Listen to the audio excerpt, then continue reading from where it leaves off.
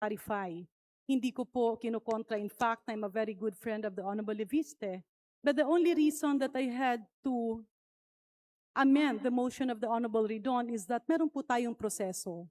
And it's for the best interest of the Honorable Leviste to file a case, produce the evidence, rather than taking the rostrum and making allegations that cannot be documented. Pero ibalik po natin.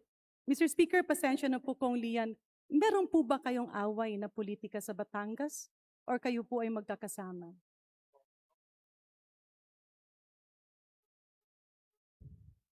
Actually, ma'am, yung meeting ko with Congressman Garjola and Secretary Recto on April 15 or 16, as per my Facebook post, was for them to ask for my help for the campaign of Vilma and Lucky. Yeah, I'm After sorry, which, Mr. Speaker, what year po? April? 2025, So this was before? para tulungan ko sila para sa 2025 elections. Dahil ang panalo ni Vilma kay Mike Rivera ay 7+% lamang. At nanalo siya sa aking distrito at natalo pa nga siya sa ibang mga distrito. Kaya pwede kong sabihin, kaya siya nanalo dahil sa panalo niya sa aking distrito. Ako po ay may 75% ng boto, siya ay nakakuha ng 42% ng boto. Pero yung siguro relasyon namin ay naging fractured dahil baka feeling threatened. Siguro, just my speculation, and sorry to delve into speculation, sila pagkatapos ng eleksyon.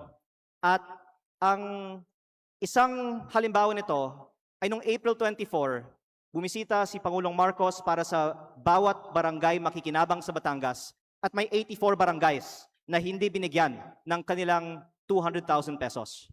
Matanong ko po, Mr. Speaker, 84 lang po ba ang hindi nakatanggap sa Batangas? Kasi dito sa records ko, lumalabas na 95. Yung sa ibang distrito, hindi ko na po alam. Pero yung 84 na to ay lahat ng barangays sa dalawang bayan na nagsasabi, nag-submit sila, meron din kaming screenshots ng kanilang group chat na in-acknowledge na nag-submit sila, pero gumawa ng bagong group chat ang Liga ng Barangays ng Batangas na hiwalay sa dalawang bayan na to at sinabi daw na para lang sa mga bayan na ito ang bigayan. At sinabi sa kanila na ang Office of the Provincial Governor ay magdedesisyon kailan ibibigay yung 200,000 pesos sa mga barangays na ito. Yeah. Balikan ko lang po yan, Mr. Speaker, distinguished colleague. Honorable Lian Leviste, ito bang 200,000 sa bawat barangay? Ang sinasabi mo ba ay merong piling barangay at hindi lahat ang binibigyan? 110% base sa mga inilabas na naming ebidensya at mabuti kong magpatawag ng pagdinig ang Kongreso para hindi lang he said, she said, para magkaalaman na tayo kung anong totoo. Kasi Mr. Speaker, distinguished colleague, ako po ay tubong Leyte. At doon nga po sa Tacloban City, merong mga hindi nabigyan, hindi dahil sa politika, no? Kundi dahil hindi sila nakasubmit ng mga dokumento. At totoo po ba, Mr. Speaker, distinguished colleague, na merong ibang mga barangay na walang dalang resibo? Ang tanong ko, Mr. Speaker, kapag walang resibo po ba, pwedeng mabigyan ng ating DILG or DOF or whatever agency is tasked with that? May I respond, Madam Speaker? Nasa Facebook page ko po yung screenshots ng group chat na nagsasabi na hindi kasali itong dalawang barangays. At sila po ay nag-submit. Meron din naman pong group chat na nagsasabi na nakapag-submit sila.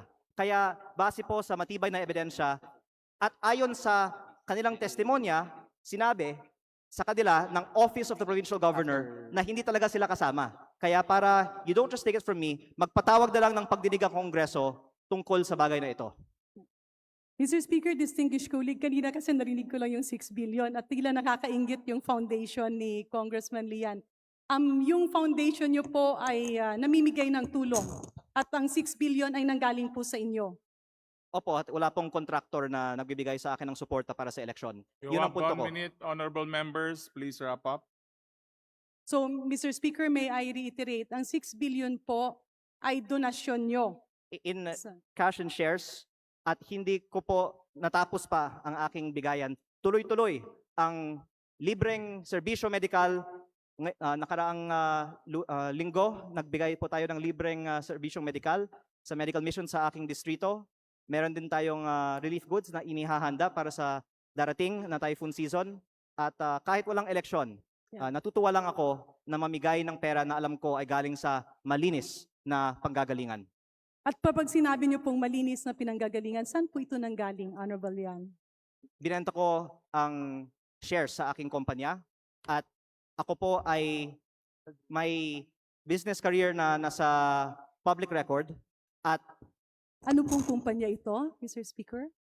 yung SP New Energy Corporation na binenta ko sa Meralco na lahat po ay nasa public record.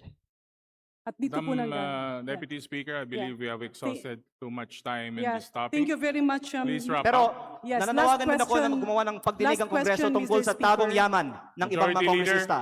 Dahil Yeah. ako ay hindi nagtatago Speaker, ng aking mga ari. The time mga allotted pag-aari. for Pero ang Representative ibang Eliviste kongresista, has hindi ko already expired. Yeah. I move to refer the speech, including the manifestations and interpellations, to the Committee on Rules. There's a motion of to refer the privileged speech to the Committee on Rules. An objection, Chair hears none. Motion is approved. Majority Leader, I move to suspend the session. session suspended.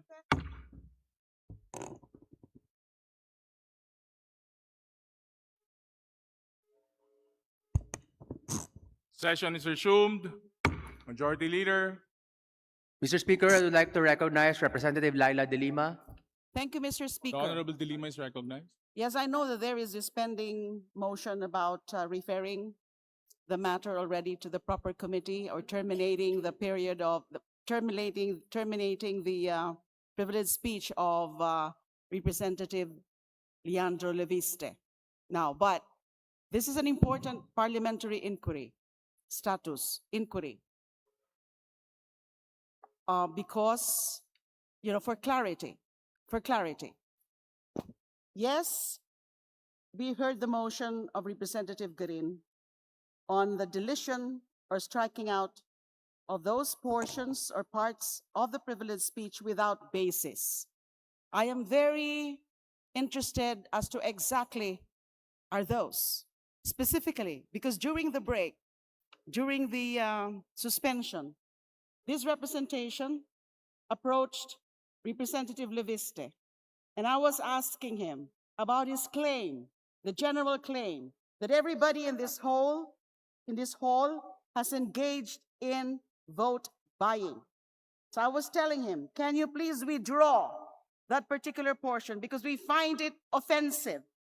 For the record, this representation does not engage in any vote buying in any elections, including the last elections of 2025. And I remember Representative Leviste saying that he is willing to withdraw that particular portion.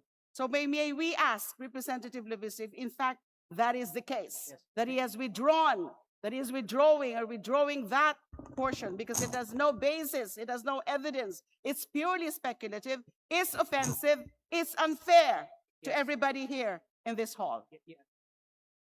Can we have the answer, please? Because I that is a request the parliamentary Majority Leader inquiry. Yes, to respond. Mr. Speaker, while we appreciate the sentiments of the Honorable Laila De Lima, I believe part of what she was espousing with regards to the contents of the speech was already part of the motion that be stricken off. Was already part of the motion in which parts of the speech be stricken off in which there was no basis, fact, or evidence. I understand, Mr. Speaker and Mr. Majority Leader, but we would want it from the mouth himself of Representative Leviste about that withdrawal. Majority Leader, Mr. It's not Speaker, just striking out, it's in fact withdrawal on his part. that being the Pwede po ba? case, Mr. Speaker, I move to recognize the Honorable Leviste. Thank you, the Mr. Honorable Speaker. Leviste is now recognized. First, I would like to clarify that I meant that there are some, but not all. And there are many members of Congress who do not violate election laws. So please do not consider that I said that all. And I definitely withdraw that there are, Mr. Speaker, the request of this representation is that it's with respect to the withdrawal. No need for any explanation. Is he withdrawing? yes, but That I think also portion of the for, speech. for the benefit of the Majority people who are Leader. listening, Mr. Speaker, I Majority Leader, believe that order. party lists Doesn't need that are not Majority voted Leader. do not by votes for the most part. And Mr. that, there are Speaker. many districts in this country where you also don't buy votes, but there are some that do. Majority Leader. Some, yes, not all. Mr. Speaker, Yes. given the withdrawal, I move Oh, I would like to repeat the motion that we refer the question of collective and personal privilege to the Honorable Leviste, to the Committee on Rules, as well as its The interpolations. floor I has so move. decided already and it was referred to the Committee on Rules. Majority Leader, Mr. Speaker, I move to suspend session. session suspended.